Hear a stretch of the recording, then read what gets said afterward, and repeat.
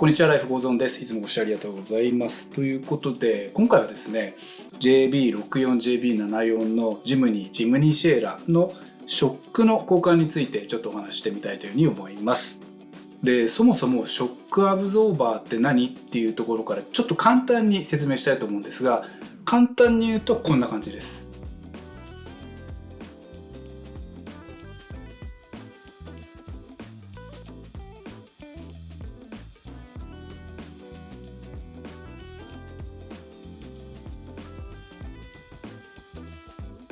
つまりですね、スプリングだけだと車がビョンビョンしちゃうんで、それをショックアブゾーバーで縮んだものをゆっくり戻してあげて、ビヨンビヨンのこの周期的な振動を抑えてあげましょうっていうのがショックアブゾーバーの役目になります。で、さらに乗り心地を向上させたりとか安定感を増すためにそのコントロールをしっかり作り込んでいったものがショックアブゾーバーになるというわけになりますね。ではショックアブゾーバーがどのように取り付けられているのかをこのちょっと実物を見ながらちょっと説明していきたいというふうに思います。これまずフロントのショックアブゾーバーになります。で、見ていただくと分かる通り、上はこの軸をナットで固定する形になっていて、下側はこの丸く穴が開いている状態になってますね。上側はですね、これちょっと外してみると分かるんですが、これナットを外すとこういう大きなワッシャーがあります。で、ブッシュがあります。こういうふうにばらすことができますね。今外したこの隙間のところにボディ側の、ショックを取り付ける部分、こうパネル状になってるんですけれども、ここが挟まって、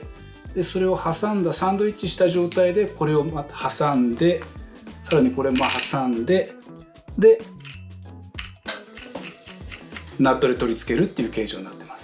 で、下側は見ていただいた通り丸い穴が開いているので、ここにこうボルトがこう刺さって、でこっちからナットで締めるっていうような形状になってますね。で、フロントがこういう上下違う形状になっているのに対して、リア側は見ていただく通り上も下も丸い穴が開いていて、おのおのボルトを入れてナットで固定するっていうような形になってます。で、上と下でちょっと違うのは、下側はボルトとナット、ボルトを入れてナットで固定するのに対して、上側はナットがボディ側に、車両側に溶接されているので、ボルトだけ入れてねじ込んでいって固定するっていう形になってますね。で、見ていただいて分かる通り、ショックアブゾーバーの固定の構造であったりとか仕組みっていうのは、本当に上と下をネジで留めてるっていうだけの非常に構造としては簡単なものになってます。で、これを取り外して取り付けようというようなのがショックの交換になるというわけですね。で、構造が分かったら作業を始めるだけなんですけれども、これ実際にやってみるとですね、特に初めての方、やってみると結構いろんなところに難関があることに気づくと思いますので、ゆっくり解説していきたいと思います。で、まず作業を始める前に、心構えじゃないんですけれども、とにかく焦らずにゆっくり確実に作業していくことが本当に大事です。焦ってですね、作業をしてしまって、ボルトやナットがある周辺のですねコードだったりとか、サスペンション周りなんてブレーキのホースがあったりとかするところがあるんですけども、そういったところを傷つけちゃったり壊しちゃったりとかしてしまうと、ショック交換は愚かですね、そもそも動かせない車になってしまう可能性があるので、ちゃんと壊さないように、ゆっくり確実に焦らずに作業していくっていうことがとっても大事になりますので、その点はよく心に留めておいてください。ではまずフロントの上側のナットを緩めるところから始めていきたいというふうに思います。で、このフロントの上側ですね、この部分ですね、このついてるナット、純正は、ボックスレンチだったりとかメガネレンチの14なんですけれども、エナペタルだったりとかコニも確かに17だったと思います。そこら辺は、取り付けるショック、またもともとついているショックのナットの径に合わせて工具を選んで、いただければと思うんですが、まずですね、この取り付けてあるナットを外そうと思って、メガネレンチをかけて回すと軸と一緒に回ってしまうんですね。この、ショックアブゾーバーのロッドですね、これと一緒に回ってしまうんですね。でこれどうやって、外すかというと、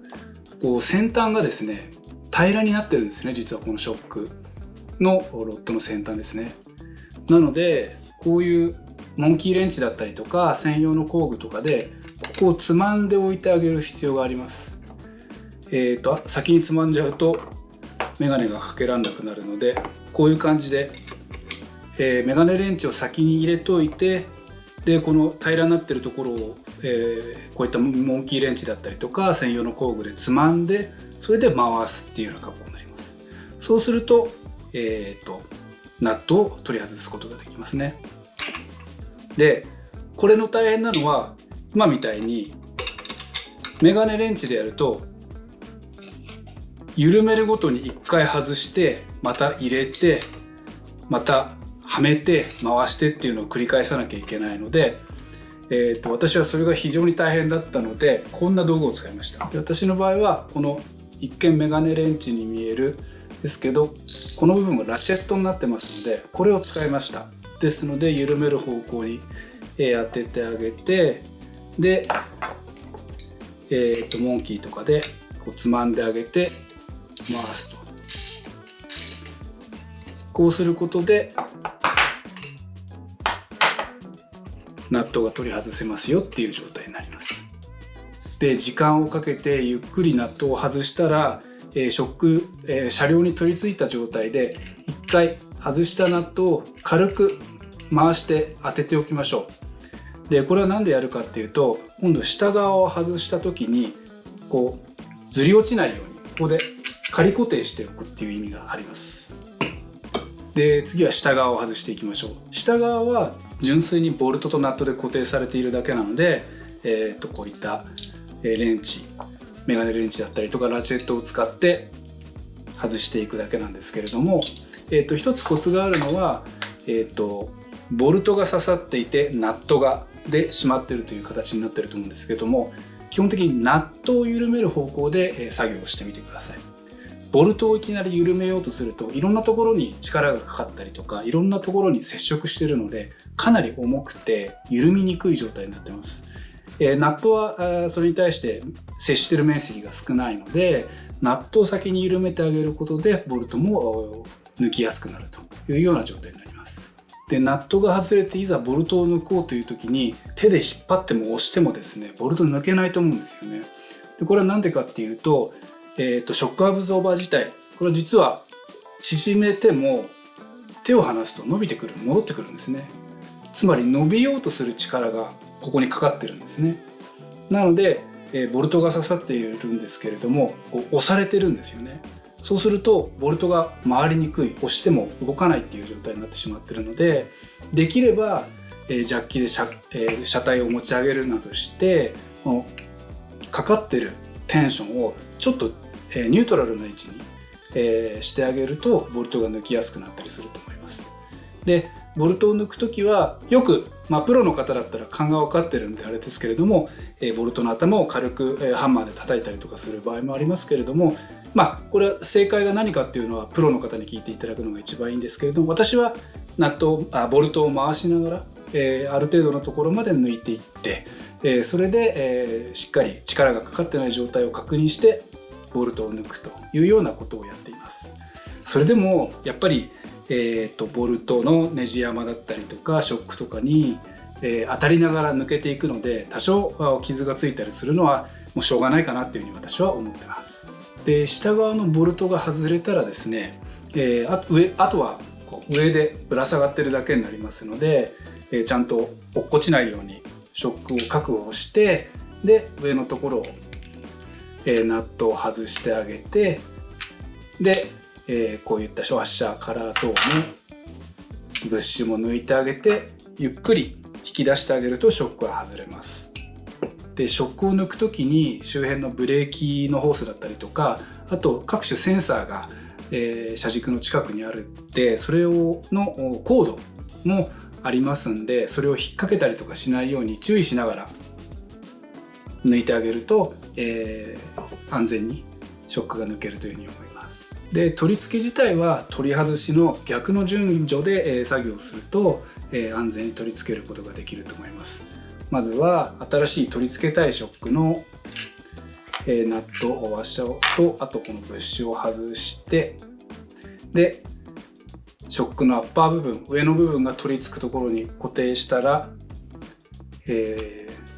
ッシュを入れて、この間にボディが挟まる感じですね。ボディのパネルが挟まる感じですね。で、ブッシュを入れて、ワッシャーを入れて、ナットを取り付けていくというような感じになります。で、最初はまずここ、先を取り外した時と同じように仮の状態にしておくといいと思います。で、仮の状態にしておいて、今度は下側をボルトを差し込んで、ナットを締め込んで固定する。で、最後に上側を固定するというような形でやると、事故が起きにくいかなというふうに思います。で、注意点として、下側のボルト差し込む時、抜く時と同じようにちょっと位置が合わなかったりとか、あと交換するショックっていうのが純正と長さが違ったりすると、さっきジャッキで上げた高さと違う場合がありますんで、そこら辺はジャッキで上げながらだったりとか、このショックを実際自分の手でグッと押さえ込みながらだったりとかしながら、位置を合わせてボルトを差し込んで固定するっていう形がいいんじゃないかなっていうふうに思います。で、締め付けトルクなんですけれども、上側が35ニュートンメーターで、この下側が60ニュートンメーターというふうに純正の整備書では指定されているかと思うんですけれども、おおむねその値に近づいていれば問題ないかなというふうに思います。で、ただ一点注意しなければいけないのが、トルクレンチとかでこうナットを締め付けトルクを確認するときに、その実際のナットの状態だったりとか、ボルトの状態っていうのがちゃんと適正な状態でないと、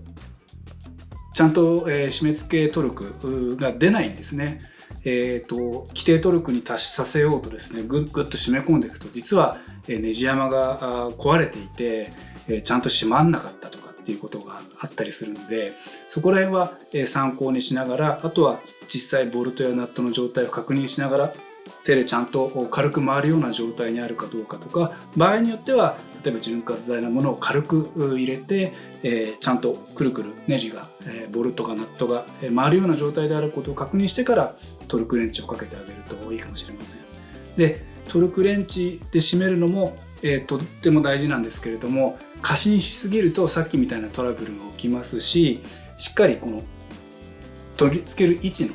ボルトやナットの状態を確認しながら締めるっていうことが大事だったりします。ねじ込んでいって最初は手でくるくる回ったんだけど、途中から急に重くなったりとか、ネジ山が壊れてて、正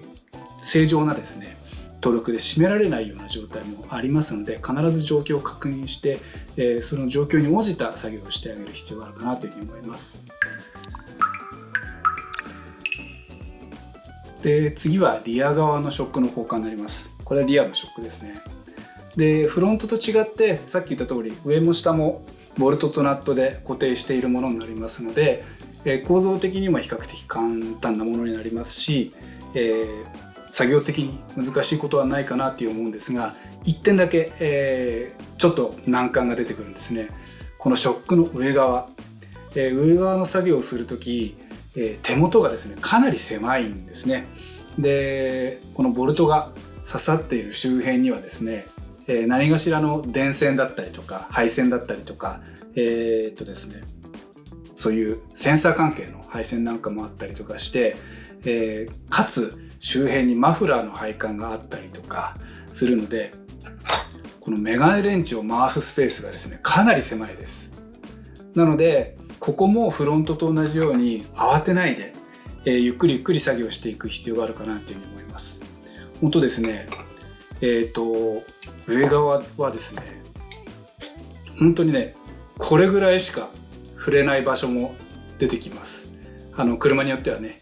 出てくるかなというふうに思います。でも、ちょっと緩めたらかけ直して、ちょっと緩めたらかけ直して、ちょっと緩めたらかけ直してっていうのをゆっくりじっくり確実に作業していくと必ず外れますので、とにかく慌てずにやっていくっていうことが大事かなというふうに思います。で、これもフロントと同様にですね、ある程度緩んだら、全部外さないで仮の状態で固定しておいて、今度は下側を外していきます。下側はフロントの下側と同じようにボルトとナットで固定されているので、ナットを緩める感じで、取り外していってください。でこれもフロントと同じように、ちょっとテンションがかかっている場合がありますので、ジャッキを上げたりとかですね、調整しながら、このグッと力がかかってない状態を確認してボルトを抜いてあげると。そうするとトラブルなくボルトが抜けるかなというふうに思います。でさらにですね、ちょっと注意しなきゃいけないところがもう一個あってですね、運転席側右側のリアのショックのこの上のボルトですね、こ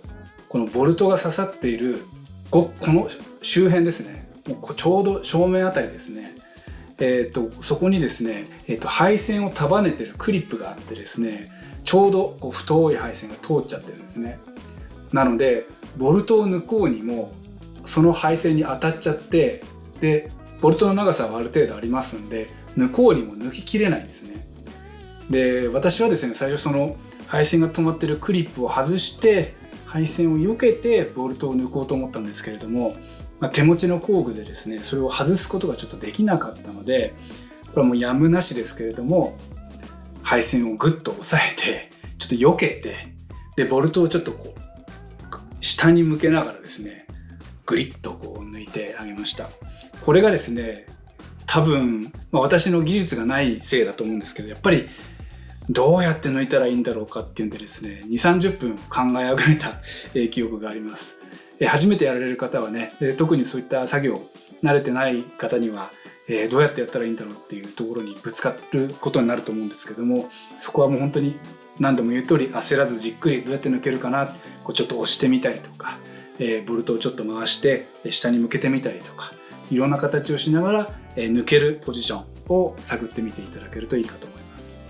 で、純正のショックが取り外せたら、取り付けたいショックをまた、取り外しとの逆の順番で取り付けていけば、問題なく取り付けすることができると思います。で注意する点としたら、やっぱり上側のボルトの止めるスペースがかなり狭いので、何度も言う通りゆっくり確実に、斜めにですねボルトが入ったりとかして、車両側について溶接されているナットとかを傷めないようにする必要があると思いますし、あと下側ですね、やっぱり、リアも同様にですね純正と新たに取り付けるショックっていうのが長さが違う可能性がありますので、取り付ける位置ちゃんとニュートラルに、この穴と、車両側の取り付ける穴がちゃんとまっすぐになっていることを確認してボルトを入れてナットで固定するっていう形を取っていただく必要があるのかなというふうに思います。でこの作業も何度も言いますけれども、焦らずゆっくり確実にチェックしながらやる必要があるかなというふうに思います。で締め付けトルクなんですけれども、一応整備書上では確か上側が70ニュートンメーターで、下側が45ニュートンメーターだったかと思います。フロント同様にですねボルトの状態だったりとかをよく観察してですね、本当にトルクレンチをかけて大丈夫な状態か、ネジが手で回していって大丈夫な状態であることを確認して改めてトルクレンチをかけるっていう必要があるかなというふうに思いますので、ここも焦らずチェックしながら作業していってください。作業が終わったら改めて今回交換した4つのショックの上側と下側の取り付けをチェックしてください。ちゃんと締まっているかどうか、ボルトが変な風に入ってないかどうか、向きが間違ってないかいうようなものを必ずチェックしてください。でその後に、試走していただいて、そうですね、本当に車の中のからですけれども音、振動とか異常がないかを十分チェックしながら、安全な場所でちょっと試走していただいて、ですぐ戻ってきて、でまた走ったことによる緩みとかがないかどうかをチェックして、それで問題なければ作業は完了になります。ということで JB64、JB74 のジムニーシエラのショックの交換についてお話しさせていただきました。いかがでしたでしょうか。冒頭でも言った通りですね、ショックを取り付けている構造自体はそんなに難しいものではないです。上と下が固定されているだけのものになります。ですけれども、作業をする上で注意しなきゃいけないポイントはたくさんありますし、ちゃんとボルトナットが固定されているっていうのは大前提になりますので、もし不安がある方はもうプロのショップにお任せされることが一番だと思います。で、ご自身で作業をチャレンジされる場合は、こういうのもね変ですけれども、ご自身の責任の範囲で必ず作業を行ってください。とにかくですね、安全な状態であることを確認しながら作業することがとても大事になりますね。車両を壊してしまってもいけませんし、走行不能な状態になってもいけません。また走行中にこういった部品が外れてですね、第三者に、怪我や何か影響を与えるようなことをしても当然運転者の責任になってしまうので、そういった部分も十分踏まえて、作業をしていただければというふうに思います。で、作業をした後には必ずチェックをする。緩んでないかな、間違えた取り付けをしてないかな、走行後に異常が出てないかな、そういうチェックを必ずしてください。私もですね、例えばスタッドレスに交換したりとか、こういったショックを交換したり、例えば車内のオーディオとかもそうなんですけれども、一定時間、走ったりとかですね、作動させたらですね、必ずチェックするようにしてます。例えばタイヤ交換した時には、ナットが緩んでないかなとか、こういうショックとかはもちろんそうですよね。ネジが緩んでないかな、ちゃんと締まってるかなっていう確認。オーディオであれば配線がちゃんとしてるかどうか、外れかかって振動とかで外れかかってそこからショートして、もちろんヒューズがあるんでね、大きな事故になる前にヒューズが飛んで、安全な状態が確保できるかもしれませんけども、場合によっては車両火災になったりする可能性もありますし、そういった作業によるトラブルっていうのはやっぱり楽しいカーライフを過ごすには絶対に起こしてはいけないトラブルだと思いますので、そういった自分で作業される場合には必ず作業した後のチェック、安全な状態にあるか、間違えた作業をしてないかどうかっていうのを必ずチェックしていただく必要があると思いますので、その点は怠らずにやっていただければなというふうに思います。ということで最後までご視聴ありがとうございます。もしこの動画よろしければ高評価のボタン、そしてぜひぜひチャンネル登録もよろしくお願いいたします。でこのチャンネルではですね、ジムニーのこともそうですし、私が趣味としていること、また車を通じてですね、見える世界だったりとか、また暮らしの中で、見つけたですね面白いことだったりとか、こういういいもの見つけたよとかいうことを含めてですね、動画にして発信していきたいと思いますので、ぜひぜひチャンネル登録しながらお待ちいただければというふうに思います。ということで最後までご視聴ありがとうございます。また次の動画でお会いしましょう。